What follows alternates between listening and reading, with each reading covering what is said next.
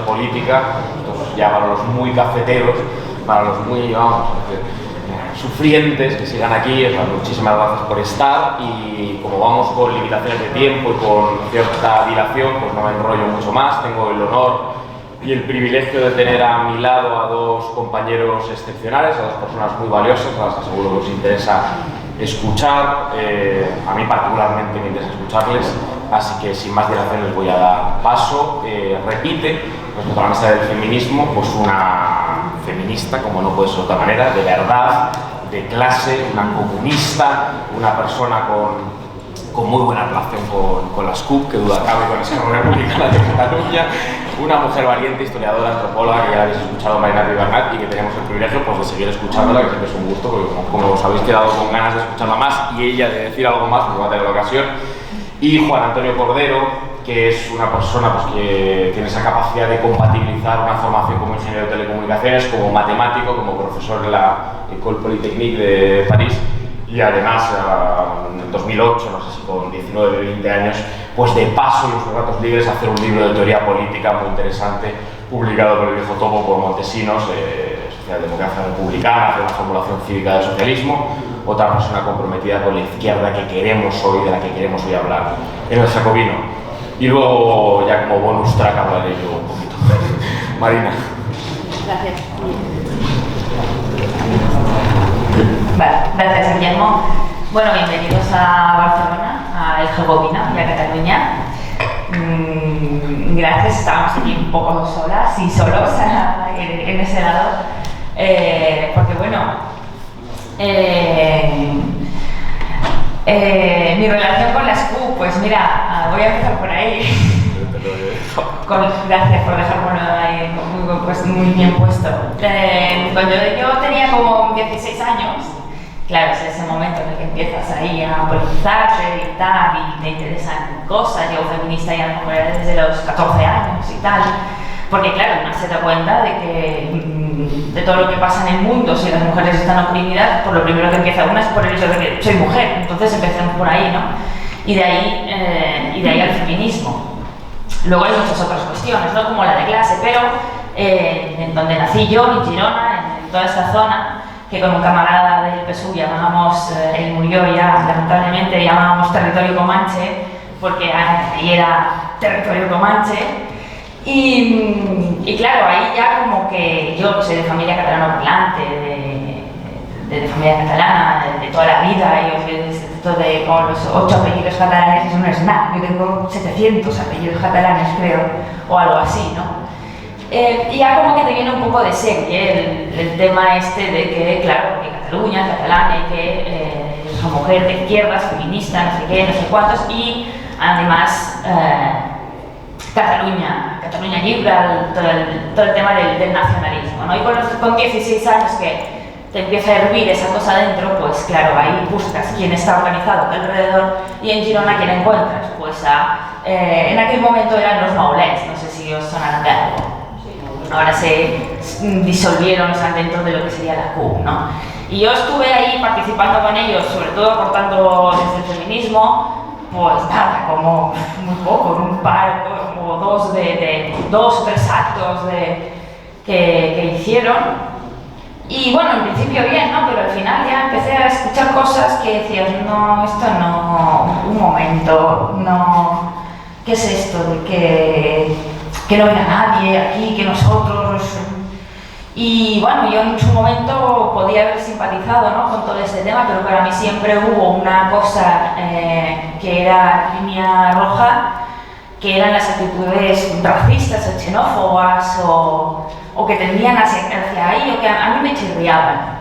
Y a partir de estos 16, 17 años empecé a decir, a ver, un momento, esto que estoy dando tanto por hecho, ¿es así realmente o no? Y efectivamente. Y luego uno empieza a leer pues, historia, antropología también, ¿no? Y se da cuenta de la construcción de todas esas identidades, y aquí el tema de identitario es clave tanto para lo que estábamos hablando ahora en la mesa del feminismo como ahora. Bueno, en fin, el tema es que yo ya llego a los 18 años totalmente crítica con todo el tema del nacionalismo catalán, del independentismo y todas esas cuestiones. Y luego, como varios años después, vendría la cuestión de esta última jornada de independentismo que hemos tenido desde el año 2000, no sé, 2012, no, sí, 13, 14 por ahí. Porque la mayoría de gente, nadie era indepe, o sea, el 80% del independentismo actual un día no era indepe y a la mañana siguiente sí. Y Paco Frutos, me acuerdo que en un acto decía que en Caleca, de donde era él, alguien le dijo, no sabía que tal persona era independentista, y él decía, no, él tampoco lo sabía. Y eso definía perfectamente lo que era el independentismo, ¿no? En fin, el concepto de identidad. ¿Cómo se relaciona esto con el tema que estábamos hablando ahora, ¿no? De la ideología queer y el tema del género? La ideología queer, esto que estábamos hablando ahora al final, lo que hace con el concepto de género es utilizarlo para sus propios fines, pero eso la ideología dominante siempre hace eso, con muchos otros conceptos, y los reapropia y los cambia, ¿no? El concepto de género en realidad es una herramienta que ha sido muy valiosa para entender que el hecho de nacer mujer no te predisponía a todos esos roles y estereotipos sociales que son socialmente construidos, que es el género. Claro, ahora que ya lo sabemos, ahora parece no, sí, que ahora ya todo esto ya lo sabíamos, pero hace muy poco, y de hecho muchas veces todavía se escucha por ahí cosas biologicistas de que el hecho de ser mujer ya te predispone a no sé qué, pero quien vino a cuestionar eso fueron, mucho antes que Simone de Beauvoir en su momento, fueron antropólogas, principalmente Margaret Mead, que con datos empíricos de otras sociedades se dieron cuenta de que realmente no había nada más que uniera a todas las mujeres del mundo, salvo el hecho de que eran del sexo femenino. Pero a partir de aquí la construcción social que llamaron género, que cada sociedad hace, es de cada sociedad, y eso era el género. Entonces, claro, ha habido un momento en el que este concepto de género se ha convertido en una identidad, pero nunca fue así. En una identidad además esencial, y aquí yo creo que es en donde entran en contacto el tema que estábamos hablando en la mesa de feminismo y el tema del nacionalismo, esas identidades esenciales, innatas, que parece que brotan de forma natural, pura e incorruptible del interior de nuestra alma y que son incuestionables. Cualquiera que sepa algo de las identidades sabe que las identidades se recombinan, son fluctuantes, se cambian a lo largo de la vida, se solapan unas con otras. Si algo es fluido, precisamente es la identidad. Sin embargo, se han convertido en algo esencial, ¿no? Como es una cosa que sale naturalmente, innata, sale de nuestro interior. Tanto para el tema de que es que soy un hombre, pero, o sea, soy un hombre que me siento mujer y por lo tanto soy mujer porque es mi sentimiento innato, como yo es que aunque sea ciudadana de España, yo me siento catalana y por lo tanto quiero que la realidad se adapte, eso que decía Silvia, ¿no? Ahora vas a la universidad y tenemos que adaptarnos a lo que el alumnado quiere escuchar. Pues lo mismo en la política y en estos dos temas, ¿no? Yo soy catalana y no quiero ser española, por lo tanto quiero tener mi estado y quiero que todo gire alrededor de mi deseo. En ese caso no es individual, es colectivo o es una forma colectiva de individualidad, que eso sería otra, ¿no? Por lo tanto, son cosas que forman parte de lo mismo y de hecho, precisamente en Cataluña y en País Vasco, todo este tema de la autodeterminación de sexo que está viendo, todo el tema del transgenerismo, es donde ha pegado más fuerte y probablemente no es casualidad, porque este ya es campo abonado para estas ideas esencialistas de la identidad, de una cosa o de otra. Entonces ahí está el punto de contacto entre estas dos cosas, que son expresiones distintas de un mismo fenómeno, que se expresa esto, ¿no? De formas muy distintas.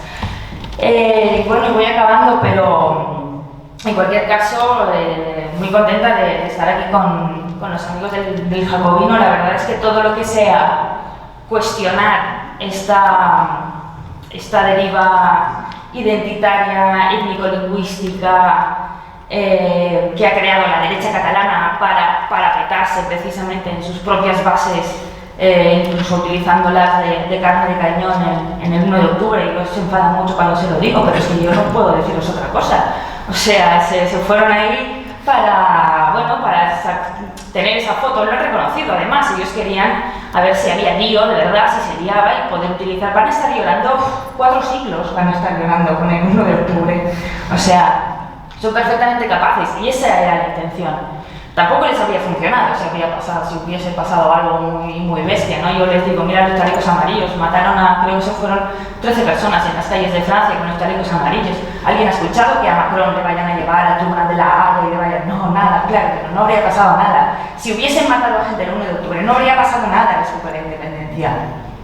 Por eso digo que arrojaron a la gente, a sus propias bases independentistas, a los pies de los caballos.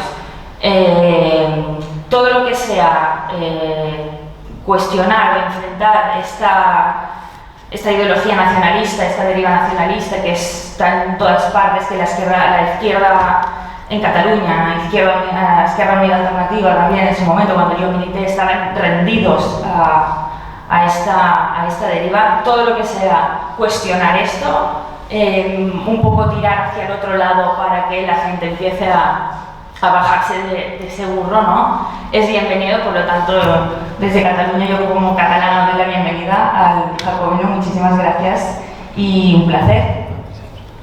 Gracias.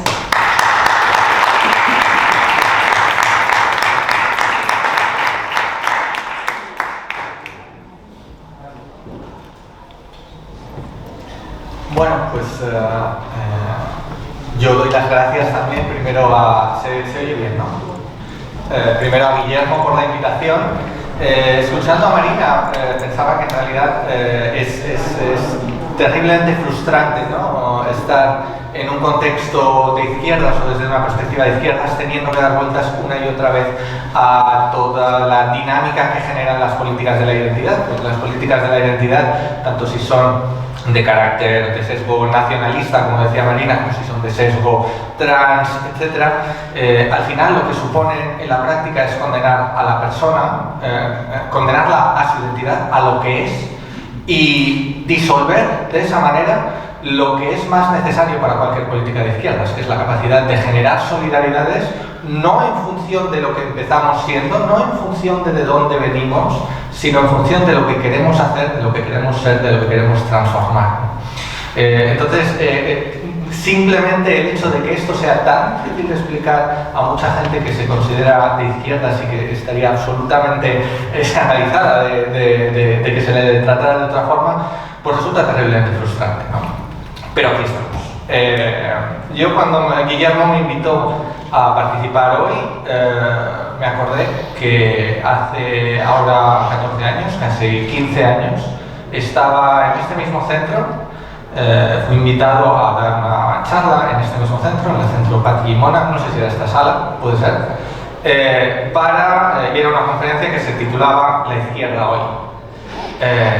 Algunos de los que estábamos entonces, estamos hoy aquí también, lo cual siempre es una alegría.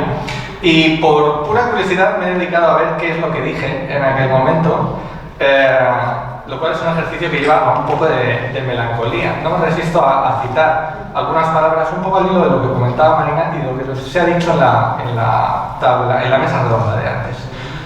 Una de las cosas que decía era esto. Las izquierdas institucionales parecen haber renunciado a transformar la realidad. Por impotencia, por desidia, por cuatronamiento, los partidos que representan la continuidad histórica de la tradición de izquierdas apuestan cada vez más por un perfil aséptico, de bajo nivel en la gestión pública, sustituyendo el pragmatismo, la supervivencia orgánica, la insignificancia ideológica por el compromiso político fuerte con los ciudadanos y con los ideales que dicen representar. En vez de actuar sobre la realidad, sobre las causas reales de las desigualdades, se interviene sobre el lenguaje, se interviene sobre la publicidad, se interviene sobre los medios de comunicación. Como si el idioma, como si los medios de comunicación, como si la publicidad fueran las causas y no las consecuencias de los desequilibrios graves, en la sociedad que requieren menos ingeniería lingüística o audiovisual y más compromiso político. Esto eran palabras de 2007, hoy quizá añadiría más compromiso político y, lo que probablemente es importante, mucho más dinero también. Induce a la melancolía leerse hace 14 años porque todo esto solo ha ido peor. Es decir, esto se podría haber escrito hoy, se podría decir hoy, y habría que cargar más las tintas, ¿no? Bueno, aquella conferencia pues, hablaba también de la deriva identitaria, que ha ido a mucho peor, y hacía una llamada a la necesidad de una izquierda universalista, reconciliada con sus ideales y con sus causas originales, reconciliada con su pretensión emancipatoria, con su vocación emancipatoria, con su ambición de sacar, de luchar contra las limitaciones de la gente en vez de producir nuevas.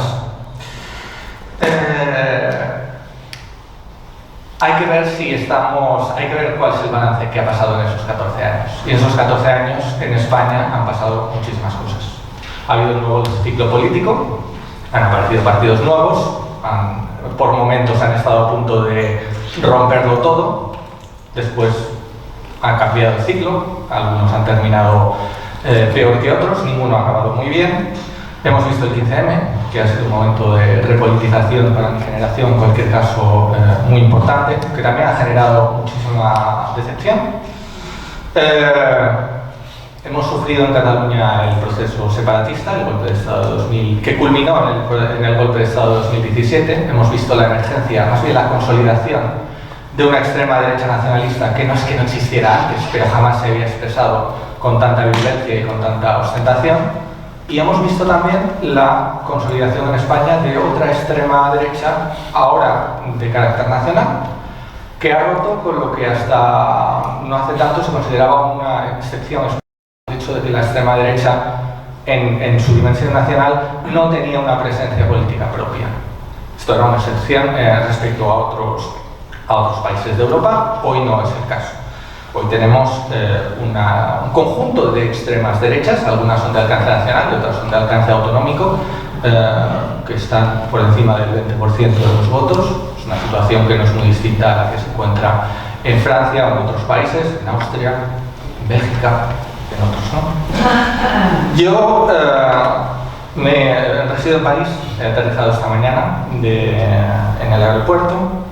Y resido en París, trabajo en París desde hace unos cuantos años. La situación en Francia, supongo que la conocéis, el año que viene tenemos elecciones presidenciales y la situación en Francia desde una perspectiva de izquierdas es bastante desoladora.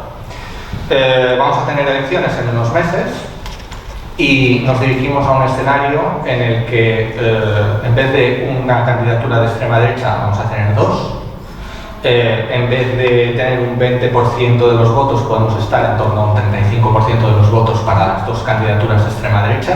Dos candidaturas de extrema derecha, la clásica del Frente Nacional, que según los últimos sondeos puede estar entre el 20 y el 22% de los votos, los últimos que he visto, y la candidatura de Eric Zemmour, que es cronista, polemista de televisión, de extrema derecha también, nacional populista, que se sitúa, simpatizante por ciento del nacionalismo catalán, qué sorpresa, que se sitúa, según los sondeos, entre el 12 y el 15% de los votos. Esto es la extrema derecha. Tenemos los partidos clásicos de la derecha, tenemos el Partido Liberal del presidente Macron y tenemos una oferta política de la izquierda absolutamente estallada. Hace tan solo 5 años que el Partido Socialista gobernaba tuvo su último quinquenio. En esos 5 años, en 2017, el Partido Socialista se hundió, se derrumbó al 6% de los votos. Hoy sigue vegetando en torno al 5% de los votos, un partido que había dominado durante décadas como lo ha dominado el Partido Socialista en España. El Partido Socialista lleva 5 años derrumbado, no hay ninguna señal de que pueda subir por encima del 5%, y este derrumbamiento de la izquierda no se ha limitado al Partido Socialista. Es decir, ha estallado todo el conjunto de la izquierda. Tenemos el resto de la izquierda se ha extinguido en una parte, lo que llaman la France Insoumise, Francia insumisa, que está en torno al 10%, menos del 10% de los votos, que está entregada a una deriva que recuerda a la de Podemos, ¿no? Una deriva indigenista, populista, comprometida con todas las causas identitarias, y un partido ecologista también con una deriva sectaria e identitaria, que tampoco alcanza el 10% de los votos. El conjunto de las candidaturas de la izquierda en Francia, a día de hoy, no supera el 25% de los votos. Es decir, hay un cuarto del electorado francés que está dispuesto a votar por candidaturas de izquierda. Lo cual es mucho menos que el porcentaje que se declara dispuesto a votar por candidaturas de extrema derecha. No de derecha, no nuestro PP, sino de extrema derecha. ¿Cómo se llega hasta aquí? Bueno, hay un círculo vicioso, ¿no?, que está bien estudiado, no digo nada nuevo. Hay una progresiva desconexión de las clases populares con la oferta política de la izquierda. Hay una progresiva desconexión de los discursos políticos de la izquierda de las demandas de las clases populares, y este círculo se retroalimenta en la medida en que los electores abandonan a los partidos de izquierdas. Los partidos de izquierdas tienen menos incentivos para prestar atención a sus problemas. En la medida en que prestan menos atención a sus problemas, menos los votan, etc., ¿no? Aquí se puede establecer un debate sobre cuál es la causa y cuál es la consecuencia, si es porque las sociedades se derechizan, que los partidos de izquierdas van a menos y entran en dinámicas cada vez más minoritarias y más identitarias, buscando nuevas clientelas, nuevas parroquias, o si es al revés, si es el abandono de las causas clásicas, de las batallas clásicas de la izquierda por la igualdad, lo que está causando una derechización. Pero en cualquier caso, son factores que se retroalimentan, ¿no?, y que generan una irrelevancia en el conjunto de la izquierda. Este es en el contexto en el que damos la bienvenida a El Jacobino aquí en Barcelona, y hemos acompañado y he seguido con mucha atención la emergencia del Jacobino en estos últimos meses, ¿no? Antonio Machado, uno de los versos que a mí siempre me han gustado más de Antonio Machado, en uno de esos versos, Machado anima a pararse a distinguir las voces de los ecos. En un país como el nuestro, en España, donde el debate político es un auténtico guirigay, donde la conversación nacional es un auténtico guirigay que está dominada por los ecos en vez de por las voces, la tarea del Jacobino, parte de la tarea del Jacobino, parte de lo que está intentando hacer, al menos tal y como yo lo entiendo, consiste exactamente en esto, en intentar distinguir, o sea, pseudoproblemas. Es tarea de la izquierda de verdad, traer a la gente que no puede, que no tiene voz por sí misma en el sistema mediático o en la conversación nacional, traer sus problemas a la mesa y obligar al resto de los conversadores, al resto de los interlocutores a hablar sobre ellos. Y eso es parte de lo que está intentando hacer el Jacobino, y eso es parte de una tarea que toda la izquierda va a tener que agradecer. Por esto, al Jacobino los tratan de rojipardos. Esta es una acusación que probablemente habéis visto si seguís un poco Twitter. Esta es una acusación, se trata de rojipardos, como si hablar de los temas que no han pasado nunca de moda fuera reaccionario. Esta forma de razonar, en realidad en Francia también la tuvieron. Se recuerda hay un informe de Terranova. Terranova era un think tank muy ligado al Partido Socialista de hace unos 10 años, donde se teorizó la idea de que la izquierda no podía seguir representando, y no tenía por qué seguir representando, tenía que abandonar la esperanza de representar a las clases populares, porque las clases populares estaban en cuestiones reaccionarias, conservadoras, y no había remedio para ellas Es decir, la izquierda tenía que centrarse en otras cosas, en los discursos o en las preocupaciones de los jóvenes, urbanos, universitarios, acomodados, etc. Tenían que olvidarse de las clases populares porque las clases populares estaban presas del discurso pardo y de sus preocupaciones reaccionarias. 10 años después el Partido Socialista no existe y la izquierda francesa boquea. Las clases populares sí que existen, pero una vez regresan al debate político, después de haberse visto abandonadas por la izquierda, regresan votando a la extrema derecha. Y con este panorama tan sombrío, doy la bienvenida y devuelvo la palabra a Guillermo. Muchas gracias.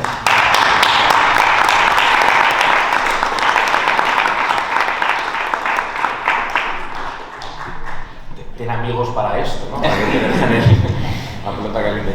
Ha cantado la voz rojipardo, parece que Antonio Maestre no ha venido, así que podemos continuar.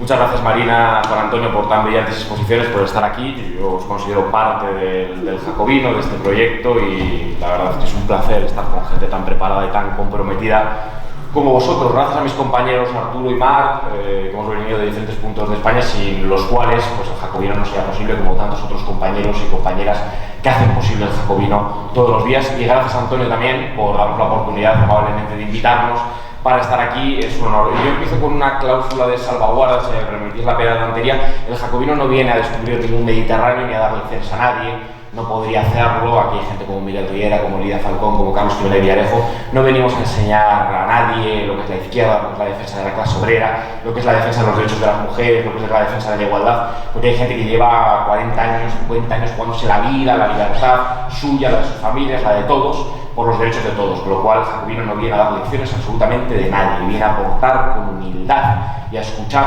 a aportar una voz que por supuesto puede estar equivocada o puede tener elementos equivocados, pero creemos que es pertinente que se haga escuchar.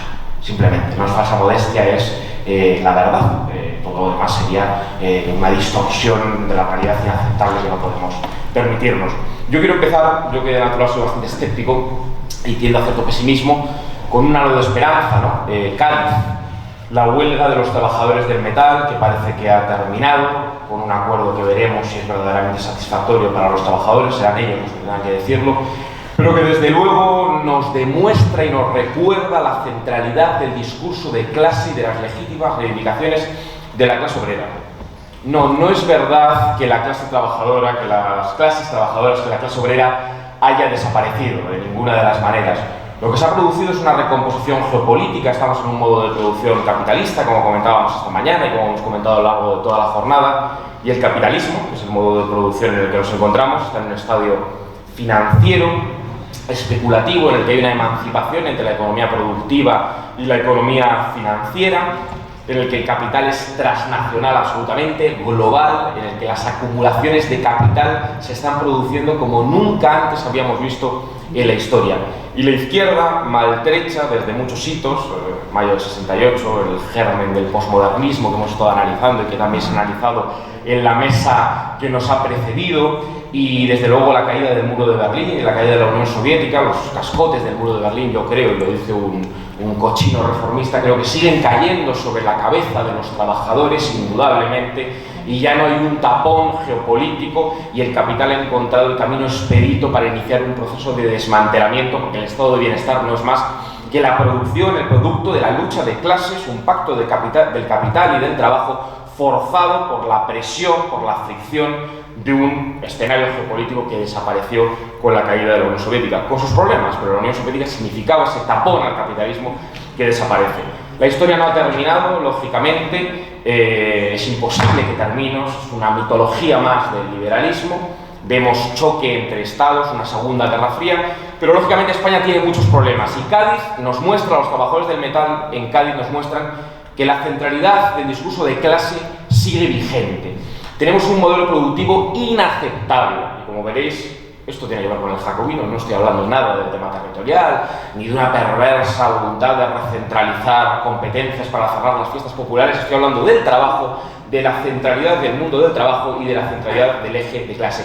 No podemos competir en salarios, Esa dinámica capitalista y neoliberal es una dinámica demencial que conduce a la pobreza, a la miseria más absoluta de millones de personas, como lo hemos visto y como lo estamos viendo, y sigue habiendo una industria cada vez más decreciente tras la reconversión industrial, tras las privatizaciones de empresas públicas, tras el desmantelamiento de la industria nacional que se nos exigió como imperativa para insertarnos dentro de la Unión Europea, inserción que ha tenido un coste onerosísimo. En la División Internacional del Trabajo, hoy España es un país de servicios, un país desindustrializado, un país en el que pones la televisión y en las noticias nos dice que es una gran noticia que haya un 90 y pico % de pequeñas empresas, de autónomos, el autoempleo, todo el mundo tiene que emplearse a sí mismo, y eso es un drama, porque eso está ligado no solo a la baja productividad, porque a mí me interesa sobre todo el mundo del trabajo, sino a los bajos salarios, al fraude laboral ingente. Por cierto, no me lo han contado, soy abogado y entre otras cosas laboralista, yo trabajo con gente real, me llama la atención esas tertulias de la derecha por las que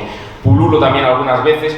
No sé con qué tipo de marcianos tratan, porque la gente gana 900 euros, 1000 euros, suscribe contratos por 5 horas, por 6 horas, hacen 12, hacen 14, las Kellys, los riders, los repartidores, la gente que trabaja en los bares, en los restaurantes, en la industria, cada vez con peores condiciones laborales. Esas condiciones laborales no se deben solo al modelo productivo y a la División Internacional del Trabajo, que también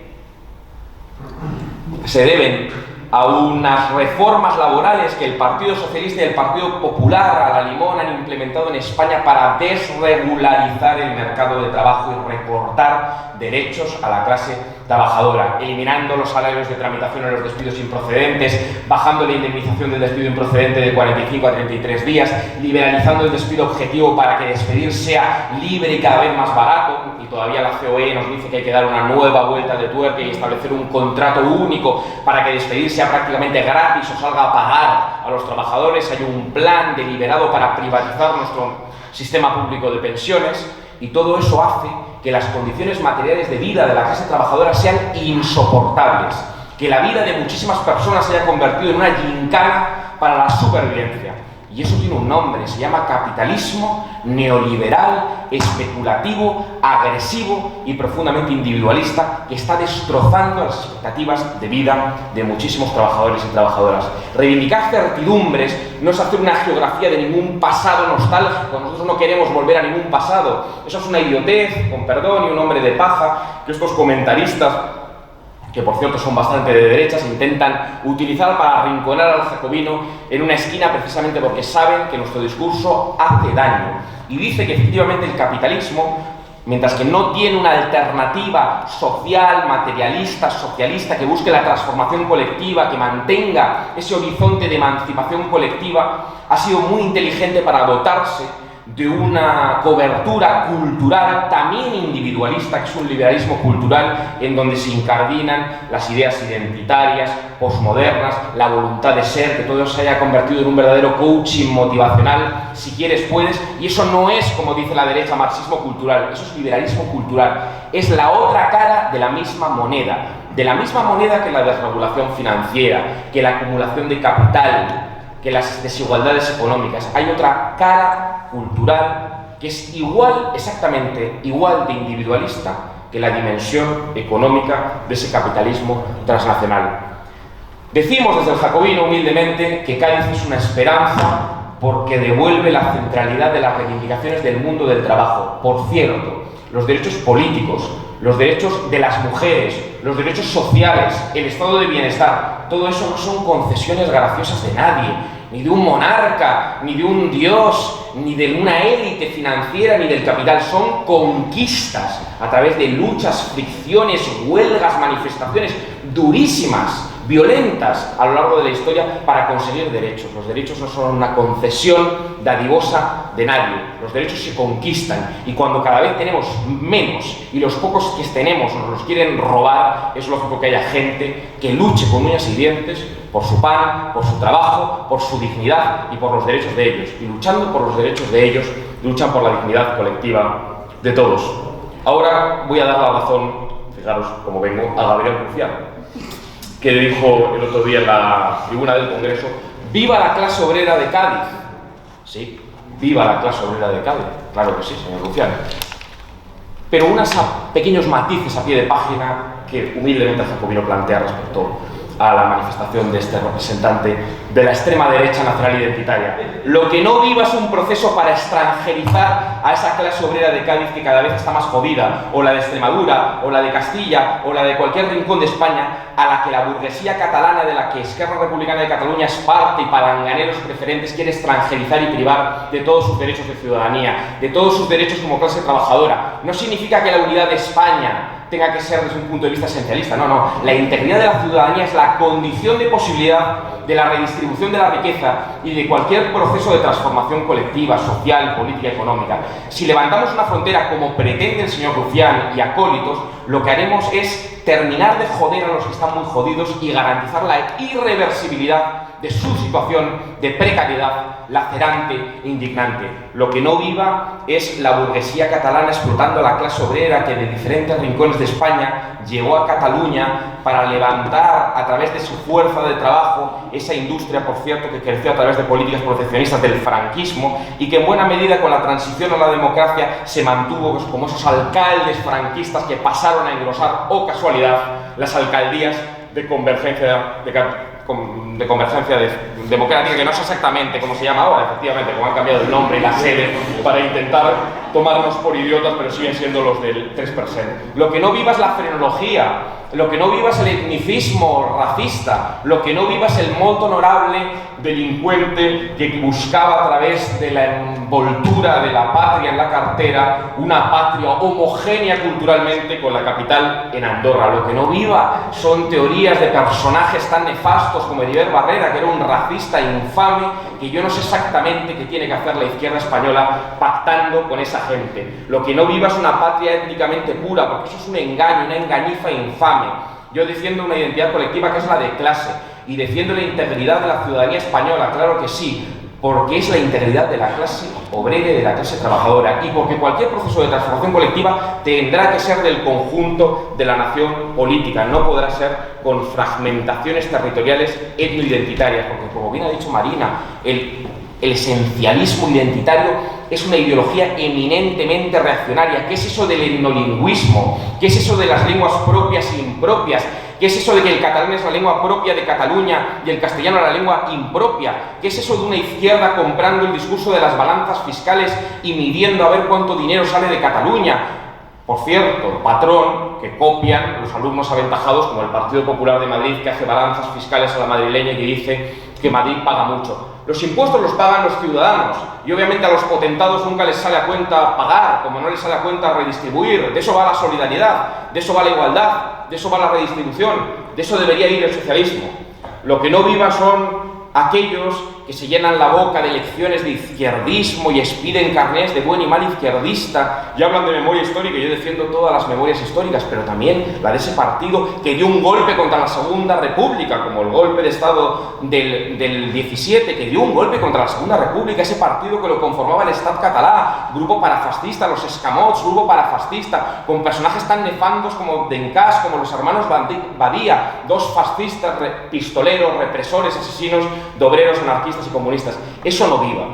El jacobino quiere lanzar una voz de alerta porque hace falta una izquierda verdaderamente de clase, en cuya centralidad esté la idea de clase social, de igualdad, de trabajo, y no podemos tener nada que ver absolutamente con el nacionalismo identitario, ni tampoco con un Estado centrífugo que a través de una descentralización competitiva, abrupta, está disolviendo un poder político que, si ya es endeble, sin soberanía monetaria, como bien ha explicado muchas veces Juan Francisco Martín Seco, un referente y un miembro del jacobino, por cierto, cuando entramos en el euro, cuando perdimos la soberanía monetaria, cuando nos desindustrializamos, perdimos en buena medida una soberanía. ¿En qué ayuda a la clase obrera española terminar de sepultar esa soberanía menguante o elíptica, fragmentando, atomizando el territorio político? ¿Qué derecho a decidir hay que unos señores arroguen el derecho a privatizar el territorio político, a levantar una frontera entre iguales, a decir, por ejemplo, que un extremeño o que un gaditano o que esos trabajadores del metal no pueden acceder a un hospital público, o cobrar una pensión en Cataluña, o cobrar las rentas mínimas de inserción, que por cierto están desarmonizadas y son completamente desiguales en toda España, o ser ciudadanos de pleno derecho, incluso en este Estado tan disfuncional y tan criticable como es España, pero en rincones, precisamente las regiones más ricas del país, que se quieren sustraer a la decisión conjunta y a la redistribución conjunta. El nacionalismo es un proyecto reaccionario, no tengamos complejos para decirlo, para deslegitimarlo, para desarticularlo. ¿Cómo le podemos dejar a la derecha eso? Si el nacionalismo es una derecha más, una derecha especialmente reaccionaria, nacional identitaria, racista. Hablaba antes con Juan Antonio, con Marina en la comida, que el federalismo asimétrico o que el confederalismo en el que se ha traducido el Estado de las Autonomías no es un proyecto diferente al de la autonomía diferenciada en Italia. La diferencia es que ese proyecto reaccionario de la Liga Nord, ese partido neofascista prácticamente, que planteaba la autonomía diferenciada, es decir, que las regiones ricas de la Italia del norte se sustrayeran a la redistribución conjunta con el conjunto de Italia y con las más pobres, curiosamente, es exactamente supremacismo e insolidaridad fiscal el mismo proyecto de nuestra Liga Norte. La diferencia es que el Partido Comunista de Italia se opuso desde el principio al proyecto de autonomía diferenciada en Italia, y aquí tenemos una izquierda que ha claudicado, una falsa izquierda que ha claudicado y ha traicionado a la clase obrera. El jacobino no busca puerilmente ir cerrando parlamentos autonómicos mañana en comitiva, busca plantear a quién ha servido el proceso de descentralización masiva y abrupta de competencias y abrir, por ejemplo, un zoco fiscal competitivo que se ha cargado el impuesto de sucesiones, el impuesto de patrimonio, que a través de la transferencia de la renta del tipo autonómico del IRPF ha terminado operando que Isabel Díaz Ayuso sea una autonomista convencida y que diga que el Estado de las Autonomías le viene como anillo al dedo para su proyecto neoliberal, insolidario de sálvese quien pueda. Nosotros creemos que hay que estar enfrente de ese proyecto y plantear una recentralización no al servicio de ninguna esencia. Yo no creo en ninguna esencia. No existe la españolidad como forma de ser a mí. La españolidad como forma de ser me importa un carajo, nos importa un carajo.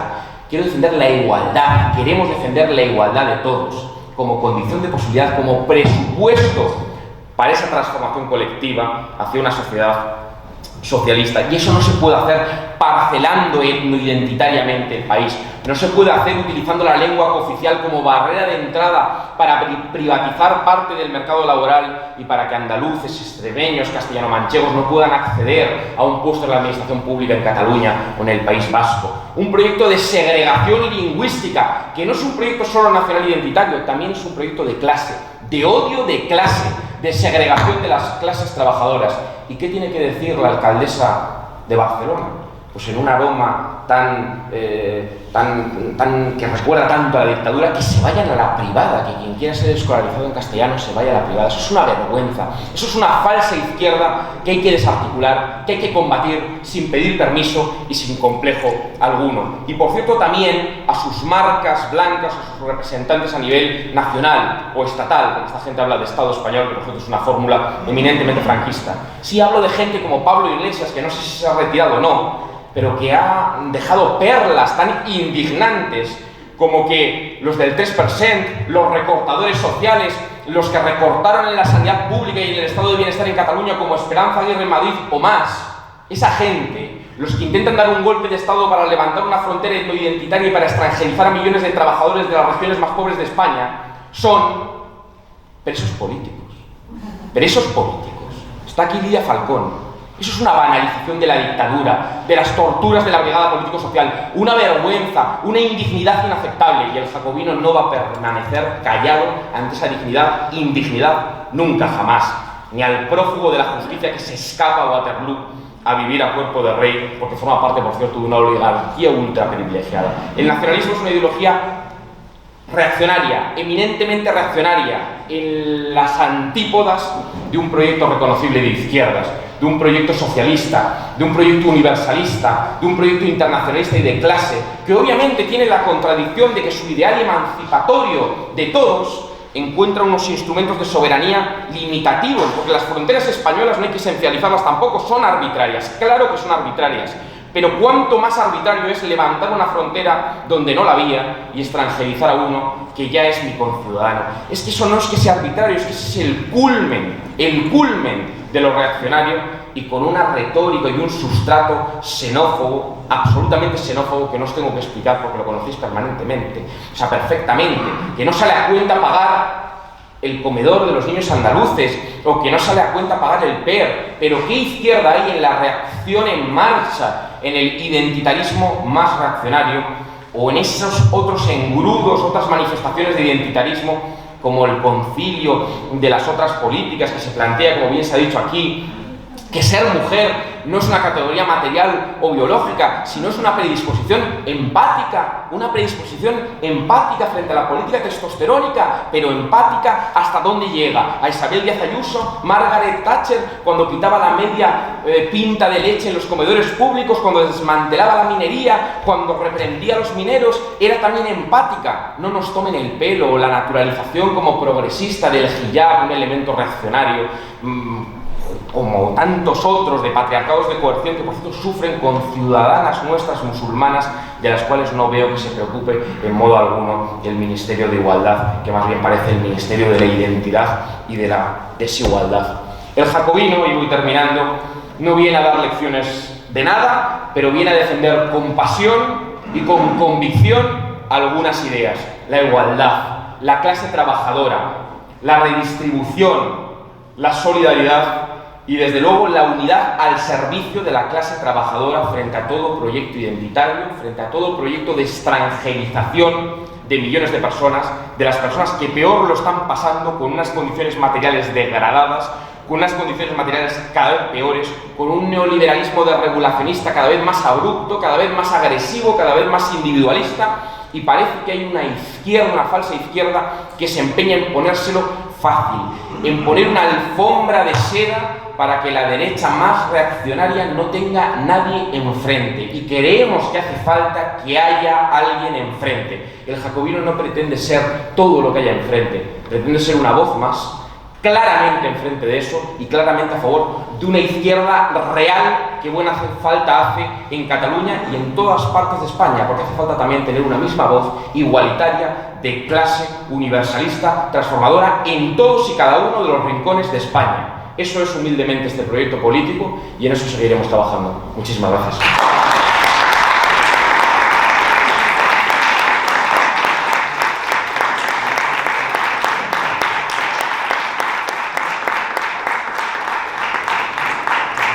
Ya si queréis preguntas, juegos, insultos.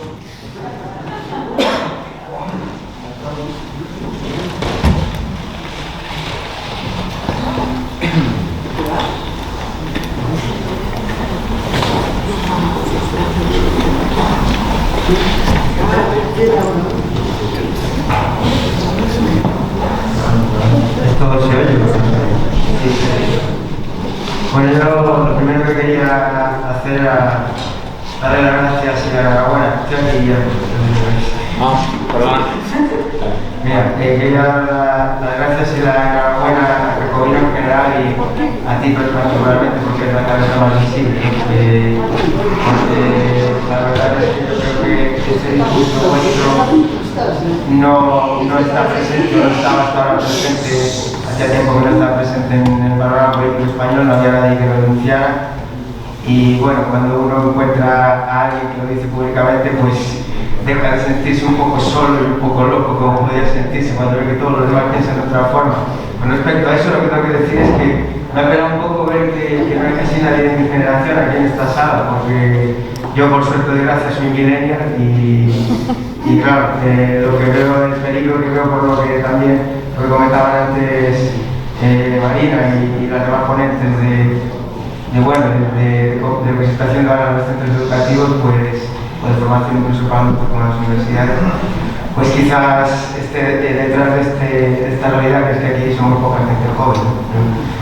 En fin, y una vez hechas las alabanzas, pues la pregunta que tengo es el tema de la cuestión de Europa o de la Unión Europea, que es que si estamos de acuerdo en las cuestiones de la solidaridad, de la igualdad y bueno, todas estas cuestiones que en general caracterizan al socialismo, a la izquierda real, como a la que tú te refieres, con gran acierto en mi opinión, pues ¿por qué no ampliar el ámbito geográfico en el que se apliquen esos principios, ¿no? Porque si estamos de acuerdo en que efectivamente parece mentira que Rufián se diga a la izquierda cuando dice la frase de yo porque le tengo que pagar el comedor a los primos de Jaén, ¿no? Pues entonces, pues bueno, que si tendremos que redistribuir y repartir en fin, bueno, creo que esa es a lo que me refiero. ¿por qué no ampliar el ámbito geográfico? O sea, puedo entender que a lo mejor se me diga, no, yo no estoy de acuerdo con este modelo de Unión Europea, porque pienso que es un modelo que no lleva a eso. Y entonces no me interesa, eso lo entiendo perfectamente, pero si llegara el día que a lo mejor cambian los dirigentes y si apliquen esos valores, pues ¿por qué no ampliar el ámbito? Y no solo Europa, yo me refiero a cualquier sitio del mundo. Lógicamente yo, con la gente que no aplique estos principios, sí quiero una frontera, con los talibanes quiero una frontera y una frontera dura, por supuesto, pero ya digo, ¿por qué entiendo que ahora el ámbito natural sea España, pero ¿por qué no centrarse solo en España y no, en fin, aspirar a poder acabar con las fronteras algún día? No solo por impedir que levanten nuevas, porque con eso ya tenemos bastante, pero bueno, intentar el trabajo con las que ya existen. Muchas gracias. Gracias. Voy a empezar breve. Vamos a ver, claro que hay un ideal universalista de emancipación colectiva e internacionalista en la izquierda, absolutamente. Hablaba antes de los grandes relatos del socialismo, una vocación de emancipación colectiva. Las fronteras son arbitrarias por definición. Esto de elegir o de votar las fronteras es una chorrada, excepto en los casos de derecho a autodeterminación de pueblos coloniales oprimidos, obviamente, los procesos de descolonización, que ahí no hay ninguna duda, obviamente. Plantear el derecho a autodeterminación en Cataluña, en el País Vasco, es simplemente marcial. Ahora bien, nos encontramos con el principio de la realidad, que no hay que ser muy materialistas en el sentido, pues la realidad es la que es. Tenemos las fronteras, realmente, que germinan a través de la conformación de las naciones políticas en el siglo XIX, aquí en las Cortes de Cádiz, había naciones históricas previamente, España era una nación histórica, se conforma como nación política en las Cortes de Cádiz. La idea de un supraestado, de un espacio de soberanía más amplio o de una plataforma geopolítica distinta es una idea que en el plano teórico no descarto, claro que no. Decir que es un extranjero que se convierte en nuestro igual, que se convierta a la idea de ciudadanía. Ahora bien, si la Unión Europea hoy su configuración, y hay que analizarla tal cual está configurada, tiene el mismo presupuesto que Maastricht, es un presupuesto de 1 y pico %, una ridiculez absolutamente. Obviamente la Unión Europea es un intento de subordinación por parte de aquellos estados que la hegemonizan. Que nos gustaría que hubiera un espacio geopolítico más amplio, precisamente frente a ese capitalismo transnacional, global, de multinacionales especulativas, es decir, fomentan y patrocinan dinámicas especulativas respecto a las cuales el Estado-Nación puede hacer poco, ¿no? Intenta poner una tasa Google, se deslocaliza en una tasa Tobin, pues por supuesto que sí, pero es que la Unión Europea hoy es lo que es, una asimetría absoluta en el modelo productivo, en la división internacional del trabajo somos subordinados, incluso en la penúltima crisis económica, no en esta, la anterior, cuando hubo que hacer unas políticas de austeridad por encima de la soberanía popular totalmente agresivas y totalmente dramáticas que llevaron a la pobreza y a la muerte a muchas personas, ¿no? Incluso al suicidio, la paz y sintagma, casos dantescos. Esa es la configuración actual de la Unión Europea, no podemos sustraernos de la realidad material, por eso lo que hay que hacer yo creo es una crítica del euro, de la configuración del euro. Hablaba antes de Martín Seco, siempre ha dicho Martín Seco que además, incluso desde un punto de vista de lógica económica, una unión monetaria de libre circulación de capitales sin unión fiscal, sin transferencias, es una unión monetaria al servicio de quién es, de Alemania, de los países del norte de Europa, un modelo productivo del sur desindustrializado, y eso es insostenible. Tenemos una deuda pública del 120 y pico %, un modelo productivo basado en la devaluación, como no se podía devaluar la moneda, en la devaluación interna de salarios, en la competitividad de salarios, es un modelo demencial que nos lleva a la destrucción, y yo creo que la Unión Europea va en mal camino. La salida de España mañana y la vuelta a la peseta, tal, a mí hay cosas que no sé exactamente si hay un programa realista de salida de un solo Estado. Es una dialéctica de Estados y subordinación de unos sobre otros. Yo creo que esa es la realidad de la Unión Europea. No una unión armónica, sino la subordinación de unos sobre otros. Nosotros estamos más bien en una posición subalterna. Quiero hacer una pregunta. Da la impresión como que la izquierda actual se ha apuntado, digamos, al carro del ultracapitalismo financiero global, o sea, a la Agenda 2030. Si quieres comentar alguna cosa, yo monopolizar aquí la palabra. Juan Antonio además es aficionado a la Agenda 2030. No, yo, o sea, antes de abordar esta cuestión, tenía un comentario sobre la observación anterior, al que hablaba de Europa. Perdón un poco por complementar la respuesta que ha dado Guillermo. Yo creo que apuntas en una dirección, lo pensaba un poco, si queréis, como medio francés o francés de residencia. La Unión Europea tiene el tamaño, a mi entender, tiene el tamaño adecuado para ser una comunidad política, el tamaño de población, para ser una comunidad política eficaz en términos de las transformaciones que se pueden hacer políticamente en ella. Y yo sí que comparto la idea de que un proyecto como este, estoy hablando por mí, no represento al jacobino aquí ni mucho menos, pero sí que creo que un proyecto como el jacobino, de estas características, obviamente empieza en un país, porque todos estamos funcionando todavía en una lógica estado-nacional. En Francia también hay iniciativas de este tipo, es normal que se articulen a nivel nacional primero, pero no se puede ignorar la dimensión europea. La dimensión europea es mucho más difícil de articular porque no hablamos la misma lengua, porque no tenemos los mismos referentes, etc. Pero sí que creo que es la Unión Europea, o si queréis, la comunidad política continental, el espacio en el que el proyecto, las ambiciones de transformación social profunda pueden ir más allá del puro idealismo. O sea, Guillermo está hablando de los resultados para España de la División Internacional del Trabajo. Bueno, eso es muy difícil de combatir desde la posición de un país que tiene 50 millones de habitantes. Es muy difícil hacer frente a la presión que ejercen las multinacionales, que ejercen otras potencias como China, como etc. Ahí hay que hacerse otra pregunta, que es ¿cuál es el tamaño necesario para que la política sea eficaz? No solo para que el discurso sea el que queramos, sino para que ese discurso pase a los hechos. Yo creo que esta es una parte de la crisis de la izquierda, está primero en la impotencia. Y una parte de esa impotencia tiene que ver con que los estados nacionales no, del tamaño español, si hablas de un estado nacional como China, pues sí, pero un estado nacional del tamaño del español, que es un tamaño medio europeo, no tiene ya capacidad para llevar a cabo el programa socialista. Eso requiere otro alcance. Y en ese sentido la Unión Europea tiene el tamaño adecuado, no tiene la arquitectura adecuada. Estoy de acuerdo, o sea, estoy de acuerdo, no, por eso digo que es un complemento. Pero de la misma manera que en España distinguiríamos entre queremos cambiar la Constitución o queremos cambiar tal o cual elemento de la arquitectura política, de queremos cambiar la comunidad. Yo creo que con Europa el planteamiento es el mismo. La comunidad es la buena, la arquitectura quizá no. El problema, Juan, desde el punto de vista, y cuando se habla del 2030, pasamos a Marina y Lidia, simplemente dos cositas. Efectivamente, yo por el tamaño, el problema es que yo creo que la Unión Europea la hegemoniza quien la hegemonice, y no sé si tendríamos la oportunidad de plantear una división internacional del trabajo distinta, porque igual a países que conforman esa Unión Europea y que la hegemonizan no les interesa que dentro de la división internacional del trabajo España esté en otro sitio y mantenga su industria. De hecho, uno de los precios de la inserción fue una reconversión industrial durísima. La Agenda 2030, pues lógicamente hay un cambio climático, es decir, hay unas cuestiones, no todas las cuestiones de la identidad son despreciables al principio, pero lógicamente lo que no tiene ningún sentido es que cuestiones que exigen soberanía, que exigen planificación, que exigen ligarlas a la matriz productiva del capitalismo y al sistema económico, y no desgajarlas del combate frente a ese capitalismo financiero especulativo, se quieran convertir en clichés huecos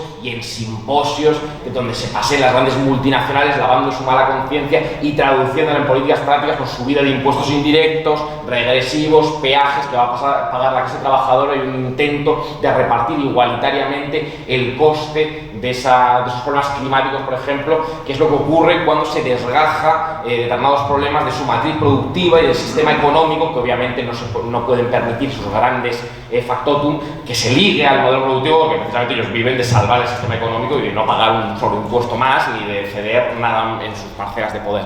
Marina. Sí, bueno, yo sobre el tema de Europa, muy breve, creo que lo que mejor da cuenta de lo que es realmente Europa, para mí por lo menos lo fue cuando en la época, en los días duros del confinamiento y de la pandemia, estaban los estados de la Unión Europea trincándose los cargamentos de mascarillas o de respiradores entre ellos, a ver quién de esto aquello fue, sálvase quien pueda. Es que no hay más preguntas, señoría, ante esto, ¿no? Italia no recibió ayuda, pidió ayuda a Rusia, a Cuba. Claro, ya a partir de aquí hablar de una Unión Europea, sí, claro, todos unidos, la clase obrera europea, ojalá, pero es que como Unión Europea, como esa unión que estaban describiendo ahora, esto no tenemos que empezar de cero. En todo caso, acabar con toda esta Unión Europea y empezar otra, pero esa no vale. Lidia, perdón. Sí, yo quería un micrófono. Ahí hay uno. Vale, gracias. Vale. Bueno, gracias. Quería felicitarte, Guillermo, y bueno, luego te dedicaré unas palabras. Porque nosotros publicamos en la revista del Partido Feminista, Poder y Libertad, en 1992, un número especial sobre el Tratado de Maastricht. Y lo titulamos El Maastricht de las mujeres, porque basculamos fundamentalmente sobre la situación que iban a vivir las mujeres a partir de la declaración aquella.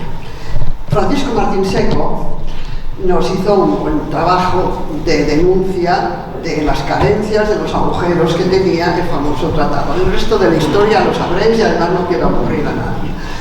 Lo que yo quiero advertir hoy, y empezamos, podríamos decir, una nueva era, es con el peligro de mostrarnos a favor de desmontar la Unión Europea.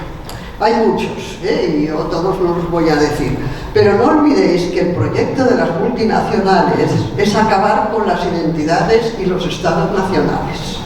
Los quieren dividir como hicieron con Yugoslavia, y quiero recordarlo porque es uno de mis dolores, para convertirlos simplemente en bases militares y en consumidores de los grandes centros productores. Porque el consorcio militar industrial del que ya avisó Eisenhower hace 60 años es el que domina todo nuestro mundo occidental. Y entonces hay que pensar mucho antes de plantear, nos vamos de la Unión Europea, bueno, no sé, nos quedamos no sé cómo, porque Grecia está en la Unión, pero hay que ver cómo está, ¿no? O Kosovo, que anda por ahí suelto. No permitimos que nos dividan, naturalmente, que nos dividan España, pero en cambio dividen todo el resto de los países que están ahí agrupados, pequeñujos, que están allí, porque así seremos dependientes absolutamente de la OTAN y del Departamento de Estado norteamericano y del sionismo internacional. Y estos temas que son de tanta enjundia son para otro día, claro. Gracias, Guillermo.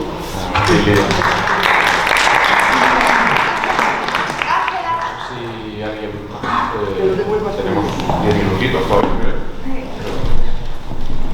Esta es la última pregunta, es que por tiempo vamos un poco justos la última vez. Pero la pregunta ¿lo habéis respondido? Sí, No, yo solo quería preguntar a los tres, de hecho, ¿qué os parece esta propuesta de Santiago Arnesilla de una plataforma geopolítica y de la iberofonía como alternativa de la Unión Europea?